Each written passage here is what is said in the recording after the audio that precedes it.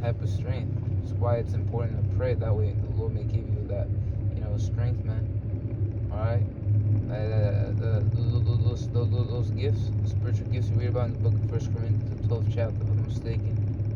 Because like resting back, what I was meditating on is a post from one of the elders in Great Millstone.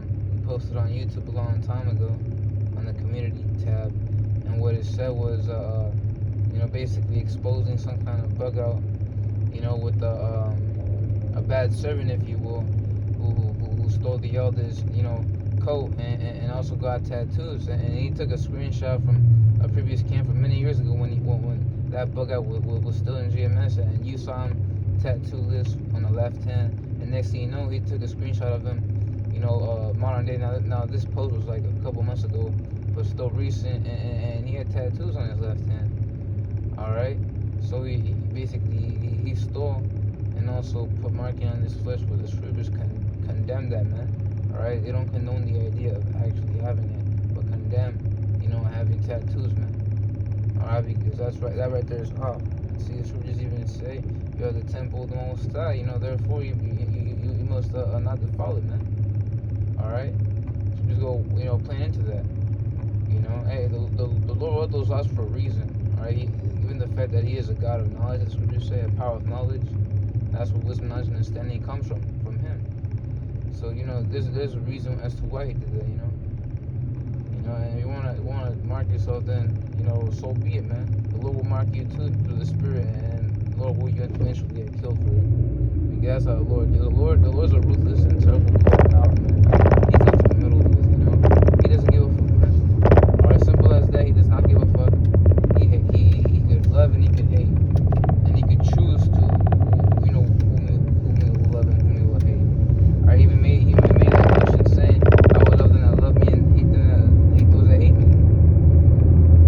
So back. What that elder said from Great Millstone when he was exposed to that bug out, he called him a bad servant. Alright, and that got me thinking. That's a terrible thing to hear. Alright, being called a bad servant. Because here we came into this thing, we were getting mercy from Yahweh Shemel Shai, and we received many things from him. And yet you want to just go off and please the flesh, which the scriptures ultimately, they always like, cut that up and tell you to combat it, by way of endurance, to suffering, suck it up like a man. Alright, you got balls, you got loins. Alright, gird up that loins now like a man. Alright, a man's known, for testosterone, for masculinity. I was, loins, they resemble masculinity, right? They resemble a man, bravery, strength, and all that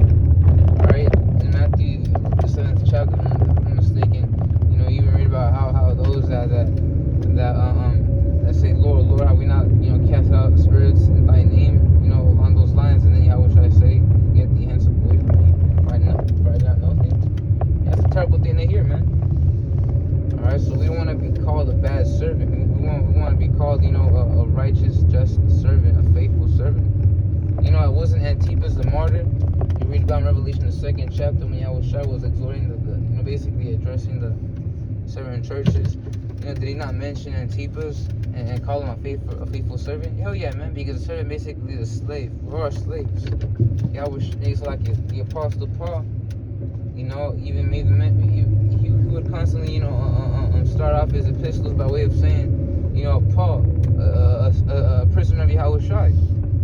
Alright, and even the other apostles even said a servant of Yahushua, which that word servant is a synonym to the word slave. Prisoner is a synonym to the word slave. Why? Because we're bound to him. Alright? By way of spiritual chains. Unlike an Esau system where it's a little thing, we're actually cast, we're actually bound in spiritual chains. So you don't want to be a bad servant. All right, Romans the 6th chapter even goes into that how the Lord brought us out that day. Therefore, we shall be the servants of righteousness, and not the servants of sin anymore. Hey, so I want to bring that point out, that being called a bad servant, for us in our case, it's a pretty messed up thing to hear, just like how it is pretty messed up for a dog to hear, hearing me called a bad dog. All right. So let's just keep on enduring that. I tell myself that first and foremost, because going into temptation, I've slipped. We all slipped, man. The point is to get back up and not be consumed by it. Scripture even say not let your sins weigh you down. And because one thing I know as well, pursuant to my experience in this thing, is that when you get weighed down by your sins and feel condemned, the scriptures even go into how blessed is he that is not whose heart does not condemn him. Roughly paraphrasing right there. But yeah, my experience in this thing is that you're not supposed to let it consume you, because then you're gonna bug out, man. Right? Even I told me that. And with that being said, you're gonna keep on going off, not giving a damn, and then boom, the Lord will mess you up. Because hey, you ain't stopped when you're supposed to, and the Lord, just had enough, and then He actually, took it to another level and beat you, if you will. Because we're all beat by the Lord, man. But I just want to bring that point out, Let's not be a bad servant. Let's be a good servant to Yahuwah Shema Shai.